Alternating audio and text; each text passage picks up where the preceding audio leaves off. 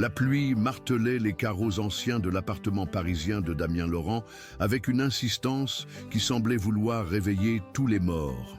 Assis dans le salon de sa tante Avo récemment décédée, l'architecte de 35 ans contemplait les piles de livres poussiéreux qui s'élevaient autour de lui comme des tours de souvenirs oubliés. Sœur Marguerite avait vécu recluse pendant des décennies dans un couvent bénédictine, ne sortant de sa retraite spirituelle que pour de rares visites familiales qui s'espaçaient d'année en année. Damien n'avait jamais vraiment connu cette femme austère, aux yeux fatigués et aux mains toujours jointes en prière.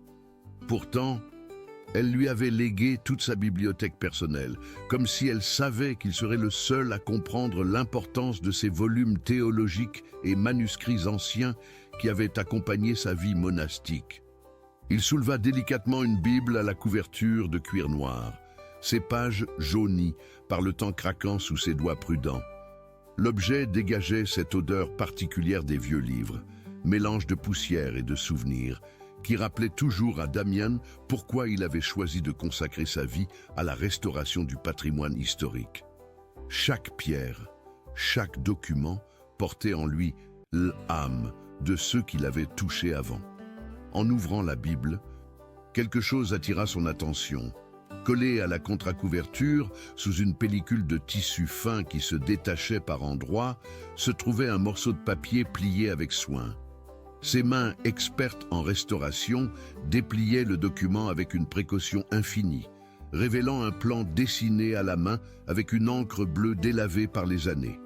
Le tracé représentait clairement la structure d'un bâtiment religieux, corridor, salle et au centre, un espace marqué d'un cercle parfait accompagné d'un seul mot en latin, altarium. Des annotations précises mais presque illisibles bordaient le dessin, mélange de dates, de chiffres et de termes religieux qui semblaient constituer un code personnel. Damien sentit son cœur s'accélérer. En tant qu'architecte spécialisé dans la restauration historique, il reconnaissait immédiatement la valeur de ce document. Mais quelque chose dans ce plan troublait sa tranquillité d'esprit. Pourquoi sa tante Avo avait-elle caché cette carte? Et surtout, pourquoi l'avait-elle conservée avec tant de précaution? Les heures passèrent sans qu'il s'en aperçoive, absorbé par ses recherches sur Internet. Il croisa les données du plan avec des images aériennes et des registres d'institutions religieuses françaises. La forme distinctive du bâtiment central le mena vers une piste qui fit naître en lui un frisson d'excitation mêlé d'inquiétude. L'ancien internado catholique Sainte-Véridienne, situé dans une région montagneuse du intérieur français. Établissement, désactivé dans les années 90, avait été construit au XIXe siècle sur un terrain isolé, niché entre des collines silencieuses et des forêts de pins. En superposant le plan trouvé dans la Bible avec les images satellites actuelles des ruines, Damien découvrit une correspondance troublante dans l'architecture générale du complexe. Mais c'est en approfondissant ses recherches qu'il tomba sur un article de journal numérisé datant d'août 1985. Le titre, en caractères gras et sensationnalistes, lui coupa le souffle. Mystérieuse disparition d'une pensionnaire à l'internado Sainte-Véridienne. L'article racontait l'histoire de Joséphine Morel, une jeune fille de 17 ans qui avait disparu sans laisser de traces par une nuit de tempête. Ce qui avait le plus intrigué les enquêteurs de l'époque était l'état de sa chambre, la porte fermée de l'intérieur, la clé encore dans la serrure, aucun signe de lutte ou de fuite. Seul témoin silencieux de cette disparition inexpliquée, un lit parfaitement fait, une Bible ouverte sur le bureau et une fenêtre qui était restée fermée toute la nuit, selon les témoignages des autres pensionnaires. Damien relut l'article plusieurs fois, chaque lecture approfondissant son malaise. La directrice de Époque, sœur Agnès Delarue, décrivait Joséphine comme une élève rebelle et excessivement curieuse, avec des tendances à des fantasies dangereuses et des questionnements inappropriés concernant les affaires de la foi. Ces mots résonnaient étrangement dans l'appartement silencieux. Damien repensa à sa tante Avo, à sa vie de recluse, à ses yeux toujours empreints d'une tristesse qu'il n'avait jamais comprise. Une coïncidence troublante commençait à prendre forme dans son esprit. Sœur Marguerite avait-elle vécu à Sainte-Véridienne à l'époque de la disparition? Il passa la nuit entière à fouiller dans les documents personnels de sa tante, cherchant des indices de son passé religieux. Dans une vieille malle, il découvrit enfin ce qu'il cherchait. Des photos jaunies de jeunes religieuses posant devant un bâtiment de pierre qu'il reconnut immédiatement. C était Sainte-Véridienne. Et au centre du groupe, beaucoup plus jeune, se tenait sœur Marguerite, alors connue sous le nom de sœur Marie-Claire. La révélation le frappa comme un coup de poing à l'estomac. Sa tante Avo avait non seulement vécu à Sainte-Véridienne au moment de la disparition de Joséphine Morel, mais elle avait aussi conservé précieusement ce mystérieux plan pendant près de 40 ans. Pourquoi? Que savait-elle exactement sur cette affaire? L'aube pointait déjà quand Damien prit sa décision. Il devait se rendre à Sainte-Véridienne. Peut-être que les ruines de l'ancien internado pourraient lui révéler les secrets que sa tante Avo avait emportés dans sa tombe. Peut-être que Joséphine Morel méritait enfin que quelqu'un écoute son histoire. En préparant son sac de voyage, Damien ne pouvait s'empêcher de penser à tous ces silences qui avaient marqué sa famille. Sa tante Avo n'avait jamais parlé de son passé, se contentant de sourires tristes et de prières murmurées. Combien de secrets portait-elle? Combien de vérités avait-elle emporté avec elle? La route vers Sainte-Véridienne-S étendait devant lui comme un chemin vers le passé, vers des réponses qui l'attendaient peut-être dans les ruines d'un internado oublié. Mais Damien ignorait encore que ce voyage allait bouleverser sa compréhension de la foi, de la famille et de la vérité elle-même. L'histoire de Joséphine Morel était sur le point de ressurgir des ombres où elle avait été enfouie. Et avec elle, tous les secrets que l'institution religieuse avait voulu faire disparaître sous le poids du silence et de l'autorité spirituelle. Le portail de fer rouillé grinça sinistrement quand Damien tenta de le pousser, mais il résista à ses efforts. Un panneau « Propriété privée, défense d'entrée » pendait de travers, à moitié détaché par les années et les intempéries. Derrière les barreaux oxydés, l'ancien internado Sainte-Véridienne se dressait comme une carcasse de pierre et de souvenirs oubliés. La nature avait repris ses droits avec une détermination féroce.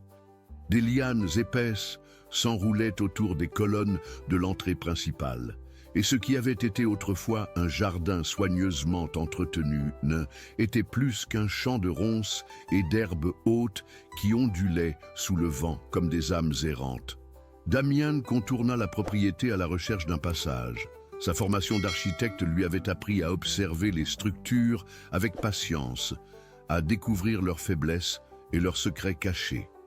Il finit par trouver une section du mur d'enceinte partiellement écroulée, suffisamment large pour qu'il puisse se faufiler à l'intérieur.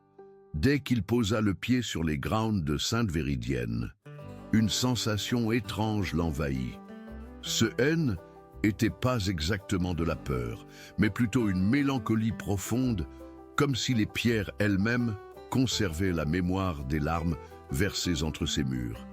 L'air semblait plus lourd, chargé d'histoires inachevées et de prières non exaucées. Il sortit le plan trouvé dans la Bible de sa tante Avo et commença à s'orienter dans les ruines. Malgré les ravages du temps, la structure principale était encore debout. Les fenêtres aux vitres brisées ressemblaient à des yeux aveugles qui avaient trop vu, et les portes béantes ouvraient sur des corridors plongés dans l'obscurité. Damien suivit les indications du mystérieux document, ses pas résonnant dans le silence troublant du lieu abandonné. Chaque craquement sous ses pieds, chaque murmure du vent dans les décombres semblait lui rappeler qu'il n'était pas seul ici. Les fantômes du passé l'accompagnaient dans sa quête de vérité. La chapelle centrale se trouvait exactement où l'indiquait le plan. L'autel était encore là, recouvert d'une épaisse couche de poussière et de toiles d'araignée qui scintillaient faiblement dans la lumière, filtrée par les vitraux fêlés. Des bancs renversés jonchaient le sol, et des feuilles mortes s'amoncelaient dans les coins comme des lettres d'amour jamais envoyées, Damien s'approcha de l'autel avec respect, conscient qu'il foulait un lieu qui avait été sacré pour tant de personnes. Il examina attentivement le sol autour de la zone marquée « Altarium » sur son plan. Au premier regard, rien ne semblait anormal. Mais son œil d'expert remarqua rapidement que certaines dalles étaient légèrement désalignées, comme si elles avaient été déplacées puis remises en place avec moins de précision. Il s'agenouilla et passa ses mains sur les pierres. L'une d'elles bougea sous la pression de ses doigts. Son cœur s'emballa quand il réussit à la soulever, révélant une cavité dans laquelle brillait faiblement un anneau de métal oxydé. Avec l'aide des outils qu'il avait apportés, Damien parvint à soulever une dalle plus importante. Un souffle d'air froid et humide s'échappa de l'ouverture béante, portant avec lui une odeur de terre mouillée mêlée à quelque chose de plus ancien, de plus troublant. Une série de marches de pierre s'enfonçait dans les ténèbres. Damien alluma sa lampe de poche haute puissance et commença sa descente. Chaque pas l'emmenant plus loin de la lumière du jour et plus près de secrets ensevelis depuis des décennies. Le tunnel étroit débouchait sur une chambre souterraine aux dimensions surprenantes. Les murs de pierre brute portaient des inscriptions gravées, mélange de symboles religieux rudimentaires et de marques qu'il ne parvenait pas à déchiffrer. L'architecture semblait beaucoup plus ancienne que l'internado lui-même, comme si Sainte-Véridienne avait été construit sur les fondations d'un complexe antérieur. Dans l'une des chambres latérales, sa lampe illumina des vestiges d'occupation humaine récente. Des morceaux de papier qui se désintégraient au moindre contact, des fragments de métal corrodés, des bouts de tissu qui avaient peut-être appartenu à des vêtements. Au fond d'une niche creusée dans la pierre, quelque chose attira son attention. C'est était un petit carnet à la couverture de cuir, miraculeusement préservé par l'air sec et constant des souterrains. Damien le prit avec des précautions infinies, conscient qu'il tenait peut-être entre ses mains une pièce cruciale du puzzle qu'il tentait de reconstituer. Les premières pages étaient couvertes d'une écriture féminine, précise malgré les circonstances difficiles dans lesquelles elle avait dû être tracée. Au fur et à mesure qu'il tournait les pages fragiles, Damien réalisa qu'il lisait les pensées intimes de Joséphine Morel elle-même. 15 août 1985. J'ai trouvé l'entrée. Sœur Agnès avait raison. Il y a bien quelque chose sous l'autel. Mais pourquoi tous ces secrets? Pourquoi nous cache-t-on la vérité sur cet endroit? Les mots de la jeune fille résonnaient dans le silence des souterrains comme un écho venu du passé. Damien continua sa lecture, de plus en plus captivé par les révélations qui se déployaient sous ses yeux. Un 18 août. Sœur Agnès m'a promis de tout m'expliquer. Elle dit que je suis assez mûr maintenant pour connaître la vérité derrière la foi. Elle m'a donné rendez-vous ici cette nuit. J'ai peur, mais je dois savoir. La dernière entrée était datée du 20 août 1985, la nuit même de la disparition de Joséphine. Elle, écriture, était plus nerveuse, trahissant, elle, émotion et peut-être la peur de la jeune fille. Elle m'a tout raconté. Je comprends maintenant pourquoi certaines filles disparaissent sans explication. Ce n'est pas ce qu'on nous dit. Ce lieu cache des choses terribles et ceux qui posent trop de questions. Sœur Agnès dit que je dois partir, que c'est le seul moyen de me protéger. Mais comment faire confiance à celle qui a participé à tout cela? Les pages suivantes étaient vierges, comme si l'histoire de Joséphine S. était arrêtée brutalement cette nuit-là. Damien referma le carnet, troublé par ces révélations qui soulevaient plus de questions qu'elles n'apportèrent de réponses. Que s'était-il réellement passé dans ces souterrains il y a 40 ans? Quelle était cette vérité derrière la foi dont parlait sœur Agnès? Et surtout, que t'était-il arrivé à Joséphine Morel après cette dernière entrée dans son journal intime? En remontant vers la surface, Damien sentait le poids de toutes ces interrogations peser sur ses épaules. Il avait trouvé bien plus qu'il n'espérait, mais ces découvertes ne faisaient qu'approfondir le mystère qui entourait Sainte-Véridienne. La lumière du jour lui parut éblouissante après ces heures passées dans les profondeurs. Mais même le soleil ne parvenait pas à chasser complètement l'inquiétude qui grandissait en lui. L'histoire de Joséphine était loin d'être terminée, et il pressentait que les révélations les plus troublantes l'attendaient encore. De retour à Paris, Damian ne trouvait plus le sommeil. Les mots de Joséphine Morel résonnaient dans sa tête comme une mélodie obsédante, et les images des souterrains de Sainte-Véridienne hantaient ses nuits. Il avait photographié chaque page du journal intime, chaque inscription sur les murs, chaque détail qui pourrait l'aider à comprendre ce qui s'était réellement passé cette nuit d'août 1985. Sa formation d'architecte lui avait appris l'importance des détails. Et il commença à reconstituer virtuellement l'architecture du lieu avec des logiciels de modélisation 3D. Chaque mesure, chaque angle, chaque pierre trouvait sa place dans une reconstitution numérique qui révélait progressivement l'ampleur du complexe souterrain. Les analyses qu'il avait commandées sur des échantillons de matériaux confirmaient ses soupçons. Les fondations souterraines étaient bien antérieures à la construction de l'internat d'eau. Sainte-Véridienne avait été édifiée sur les ruines d'une structure plus ancienne, peut-être médiévale, dont les cryptes avaient été conservées et utilisées à des fins que le journal de Joséphine laissait entrevoir sans jamais les révéler clairement. C'est en cherchant d'autres sources d'informations que Damien eut l'idée de contacter d'anciennes élèves de Sainte-Véridienne. Les registres publics lui permirent de retrouver quelques noms. Et après plusieurs tentatives infructueuses, il reçut enfin un appel qui allait faire basculer son enquête. « Vous cherchez des informations sur Joséphine Morel ?» La voix au bout du fil était celle d'une femme des âges mûrs, teintée de émotions contenues. « Je m'appelle Marisa Lemoine. J était sa camarade de chambre. » Le cœur de Damien s'emballa. Enfin, quelqu'un qui avait connu personnellement la jeune disparue, quelqu'un qui pourrait peut-être éclairer les zones d'ombre de cette histoire troublante.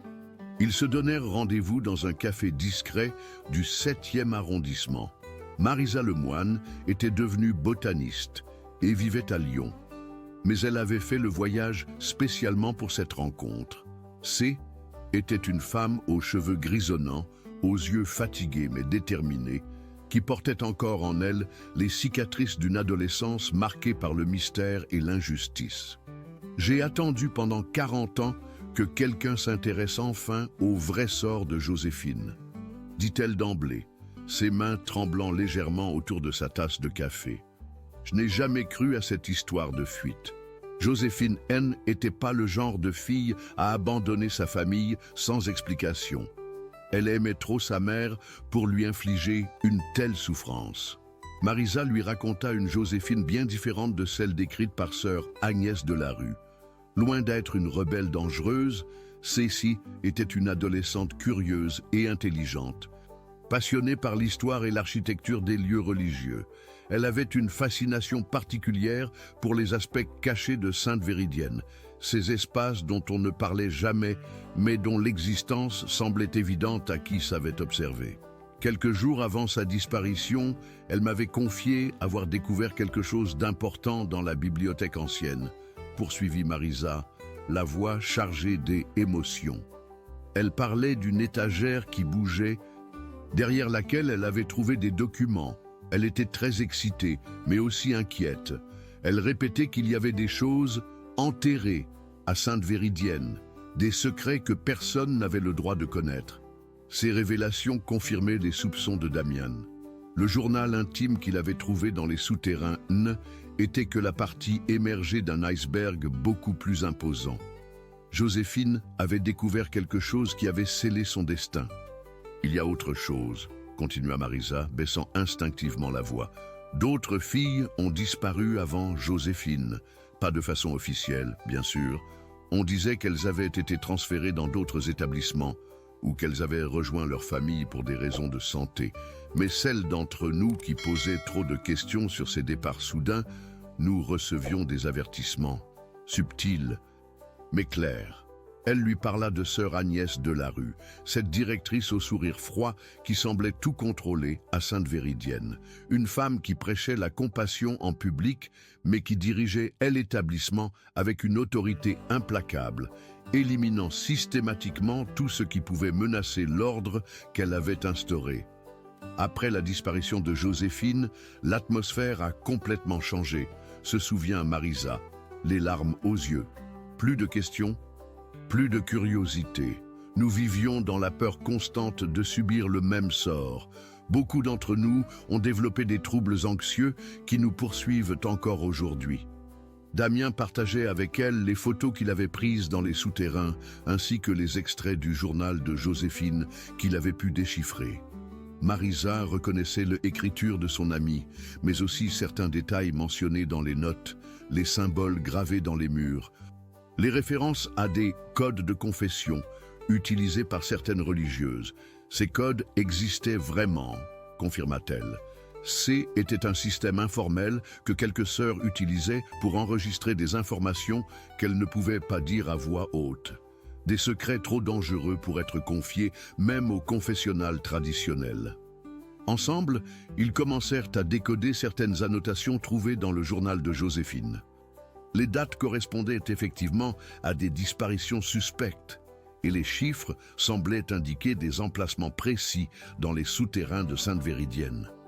Mais c'est en analysant des documents que Marisa avait conservés de l'époque que la véritable ampleur du scandale commença à se révéler.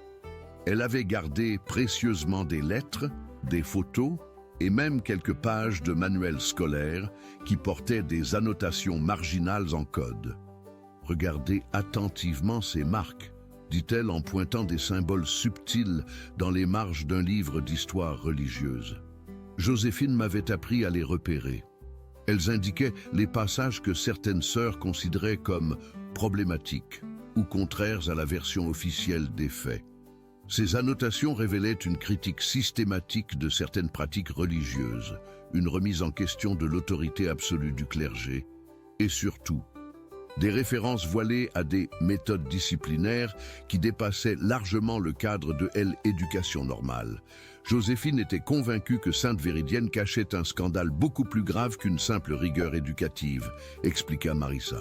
Elle parlait de disparitions orchestrées, de silences forcés, de jeunes filles qui gênaient l'institution et qui étaient éliminées. Le mot résonna dans l'air comme un coup de tonnerre. Éliminé, pas transféré, ou pas renvoyé, mais éliminé. La réalité que Damien commençait à entrevoir était bien plus sombre que tout ce qu'il avait imaginé. En quittant Marisa ce soir-là, Damien portait en lui le poids de révélations qui changeaient complètement la nature de ses recherches. Il ne s'agissait plus simplement de résoudre le mystère d'une disparition ancienne, mais de mettre au jour un système organisé de répression et de silence qui avait détruit des vies pendant des années. L'histoire de Joséphine Morel-N était que la partie visible d'un iceberg de souffrance et d'injustice. Et quelque part, dans les méandres de ce passé enfoui, sa tante à vos sœurs Marguerite avait été témoin, peut-être complice, de ces horreurs qu'elle avait emportées dans sa tombe. Les semaines qui suivirent sa rencontre avec Marisa furent pour Damien une plongée de plus en plus profonde dans les archives et les témoignages qui commençaient à affluer. La nouvelle de ses recherches était répandue dans le petit monde des anciens de Sainte-Véridienne, et les langues commençaient à se délier après 40 années de silence. C'est d'abord un appel anonyme qui lui parvint un mardi soir. Une voix de femme âgée, tremblante mais déterminée. Si vous voulez vraiment connaître la vérité sur Joséphine Morel, cherchez les archives de l'évêché. Demandez les correspondances de sœur Agnès avec la hiérarchie. Elles n'ont pas tout détruit. Puis ce fut une ancienne enseignante de l'établissement, maintenant retraitée à Bordeaux, qui lui envoya par la poste une enveloppe contenant des photos jaunies et des notes personnelles. Sur l'une des images, on voyait Joséphine entourée d'autres élèves, son sourire radieux contrastant tragiquement avec le sort qui l'attendait. Au dos, une inscription au crayon, Groupe de recherches historiques, été 1985. Joséphine avait découvert les passages secrets. Mais c'est le témoignage de sœur Marie-Bernadette qui allait apporter l'éclairage le plus troublant sur cette affaire. Âgée de 82 ans, vivant maintenant dans un couvent de claustration près de Rouen, elle avait contacté Damien après avoir lu un article sur ses recherches dans un journal local. Leur rencontre eut lieu dans le parloir austère du couvent, et séparée par une grille traditionnelle qui donnait à leurs échanges une dimension presque confessionnelle. Sœur Marie-Bernadette avait été novice à Sainte-Véridienne en 1985 sous la direction de sœur Agnès Delarue. J était jeune et naïve à l'époque, commença-t-elle, sa voix portant encore les traces de la culpabilité qu'elle portait depuis des décennies. Je vénérais sœur Agnès comme une sainte. Elle paraissait si pieuse, si dévouée à sa mission éducative. Il m'a fallu des années pour comprendre la véritable nature de ce qu'elle faisait. Sœur Marie-Bernadette lui révéla l'existence d'un système de surveillance constante mis en place par sœur Agnès. Chaque élève était observé, évalué, classé selon des critères qui n'avaient rien à voir avec la réussite scolaire. Celles qui manifestaient trop d'indépendance d'esprit, qui posaient des questions gênantes ou qui découvraient des aspects cachés de l'établissement étaient progressivement isolées. Il y avait ce qu'elle appelait les séances de guidance spirituelle, expliqua la religieuse, les mains jointes si fort que ses articulations blanchissaient. Des rencontres individuelles où elle corrigeait les pensées inappropriées, mais pour certaines filles, celles qu'elle considérait comme irrécupérables.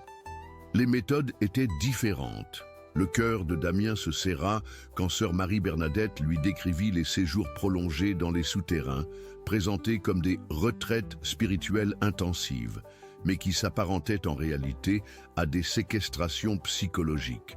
Les jeunes filles étaient coupées de tout contact extérieur, soumises à un régime de prière forcée et de privation qui brisait leur résistance mentale. Joséphine était particulièrement surveillée, poursuivit-elle. Sœur Agnès la considérait comme un danger pour la stabilité de l'établissement. Cette enfant était trop intelligente, trop observatrice. Elle avait découvert les entrées secrètes. Elle avait trouvé d'anciens documents dans la bibliothèque cachée. Sœur Agnès disait qu'elle portait le doute comme une maladie contagieuse. Les révélations de sœur Marie-Bernadette éclairaient d'un jour nouveau les dernières notes du journal de Joséphine.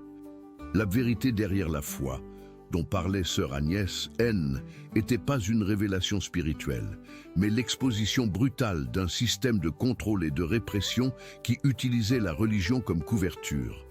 La nuit de la disparition de Joséphine, j'ai entendu des voix dans les souterrains, confessa sœur Marie-Bernadette, les larmes coulant maintenant librement sur ses joues ridées, des cris étouffés, puis un silence qui m'a glacé le sang. Le lendemain matin, quand on a découvert sa chambre vide, sœur Agnès était étrangement calme. Elle répétait que Dieu avait rappelé à lui une âme troublée. Damien sentit un frisson lui parcourir l'échine. Les pièces du puzzle se rassemblaient enfin, révélant une vérité plus horrible que tout ce qu'il avait imaginé. Joséphine Morel n'avait pas disparu. Elle avait été éliminée par celle-là même qui prétendait la protéger. Sœur Agnès portait un secret qui la rongeait de l'intérieur, continua sœur Marie-Bernadette. Dans ses dernières années à Sainte-Véridienne, avant la fermeture, elle était devenue de plus en plus instable. Elle parlait seule, récitait des prières obsessionnelles, et parfois elle appelait le nom de Joséphine dans son sommeil. La religieuse lui révéla également que d'autres disparitions suspectes avaient eu lieu avant celle de Joséphine, mais qu'elles avaient été systématiquement étouffées par la hiérarchie ecclésiastique. Des transferts soudains vers des établissements spécialisés dont personne ne revenait jamais, des accidents inexpliqués lors d'excursions scolaires, des fugues qui ne correspondaient jamais au profil psychologique des victimes. « Votre tante à vous, sœur Marguerite, elle savait », murmura sœur Marie-Bernadette après un long silence. Elle était présente cette nuit-là. Elle avait assisté aux séances de guidance de sœur Agnès. C'est elle qui m'a dit Des années plus tard, qu'elle ne pourrait jamais se pardonner son silence. Elle s'est retirée du monde par culpabilité, pas par vocation. Ces mots frappèrent Damien comme un coup de massue. Sa tante Avo, N, n'était pas seulement témoin de ses horreurs, elle en portait la responsabilité morale. Le plan caché dans la Bible, conservé pendant 40 ans, n'était pas un simple souvenir. C était un témoignage. Une pièce à conviction qu'elle n'avait jamais eu le courage de révéler. En quittant le couvent, Damien savait qu'il tenait enfin la vérité complète. Mais cette vérité était si lourde à porter qu'il comprenait maintenant pourquoi tant de personnes avaient choisi le silence. Comment révéler au monde que l'Église, institution censée protéger les plus vulnérables, avait couvert pendant des années les agissements criminels d'une de ses représentantes. Il retourna une dernière fois à Sainte-Véridienne, mais cette fois avec une équipe de spécialistes en archéologie forensique. Dans les souterrains qu'ils connaissaient maintenant par cœur, ils découvrirent ce qu'ils cherchaient sans vraiment vouloir le trouver. Des restes humains, soigneusement dissimulés dans une anfractuosité murée depuis des décennies. L'analyse ADN confirma ce que Damien savait déjà dans son cœur. Ces ossements appartenaient à Joséphine Morel. La jeune fille de 17 ans qui rêvait de découvrir la vérité avait payé sa curiosité de sa vie. Enterrée sous les fondations même de l'institution qui prétendait former des jeunes gens dans la foi et la vertu. Mais Joséphine N n'était pas seule dans cette tombe improvisée. Les restes de 3 autres jeunes filles furent également exhumés, confirmant l'ampleur du système criminel mis en place par sœur Agnès Delarue. Chacune d'elles avait eu le malheur de poser les mauvaises questions, de découvrir les mauvais secrets, de menacer l'ordre établi par la directrice. L'enquête officielle qui s'ensuivit révéla un réseau de complicité qui dépassait largement les murs de Sainte-Véridienne. Des membres de la hiérarchie ecclésiastique avaient été informés des méthodes particulières de sœur Agnès, mais avaient choisi de fermer les yeux, préférant préserver la réputation de l'institution plutôt que de protéger des innocentes. Sœur Agnès Delarue était décédée en 1998, emportant officiellement ses secrets dans sa tombe. Mais les documents retrouvés dans ses affaires personnelles, saisis lors de l'enquête, révélèrent l'étendue de sa psychopathie religieuse. Elle considérait ces jeunes filles comme des âmes perdues qu'il fallait purifier par la souffrance avant de les rendre à Dieu. Le procès qui suivit défraya la chronique pendant des mois. Plusieurs anciens membres du clergé furent inculpés pour complicité et dissimulation d'homicide. Elle, Église elle-même, fut contrainte de présenter des excuses publiques et de verser des dédommagements aux familles des victimes. Pour Damien, cette quête de vérité avait changé à jamais sa perception de la foi et de l'institution religieuse.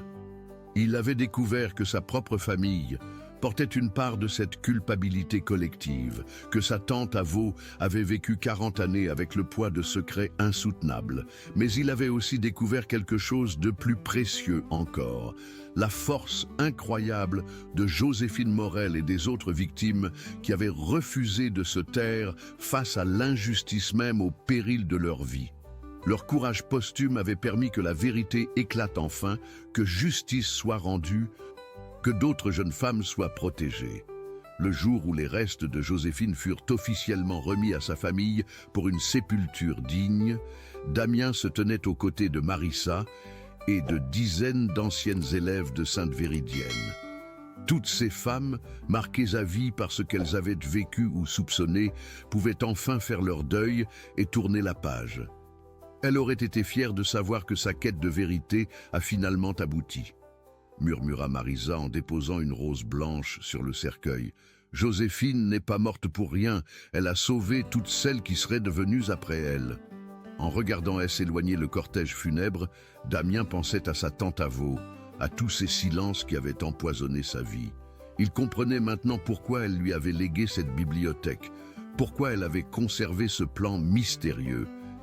Était sa façon à elle de transmettre la vérité, d'espérer qu'un jour, quelqu'un aurait le courage qu'elle n'avait jamais trouvé. L'histoire de Joséphine Morel était terminée, mais son héritage perdurait. Elle était devenue le symbole de toutes celles qui refusent de se taire face à l'oppression, qui préfèrent affronter l'injustice plutôt que de courber l'échine. Sa mémoire vivrait dans le cœur de tous ceux qui croient encore que la vérité, même douloureuse, vaut toujours mieux que le mensonge. Les ruines de Sainte-Véridienne furent finalement rasées et sur l'emplacement de l'ancien internat d'eau fut érigé un mémorial dédié aux victimes d'abus institutionnels. Une plaque de marbre blanc porte désormais les noms de Joséphine Morel et de ses compagnes d'infortune, rappelant à tous que jamais plus de telles horreurs ne doivent être tolérées au nom de la foi ou de l'autorité. Et parfois, quand le vent souffle dans les collines silencieuses où élevait autrefois l'internat d'eau, on peut entendre comme un murmure, comme une prière de reconnaissance portée par les âmes enfin libérées de leur chaîne de silence. Cette histoire bouleversante de courage et de vérité nous rappelle que même dans les périodes les plus sombres, il existe toujours des personnes prêtes à se battre pour la justice. Joséphine Morel et toutes ces femmes courageuses qui ont témoigné méritent que leur mémoire soit honorée. Si cette histoire vous a touché, si elle a résonné dans votre cœur de femme et de mère, n'hésitez pas à partager votre ressenti en commentaire. Avez-vous déjà été confronté à des situations où le silence était imposé par l'autorité? Comment trouvez-vous la force de vous exprimer quand tout le monde préfère se taire? Abonnez-vous à notre chaîne pour découvrir d'autres histoires vraies qui révèlent les secrets enfouis de notre société. Ensemble, nous pouvons faire que ces voix du passé continuent à être entendues et que justice soit rendue à toutes celles qui ont été réduites au silence.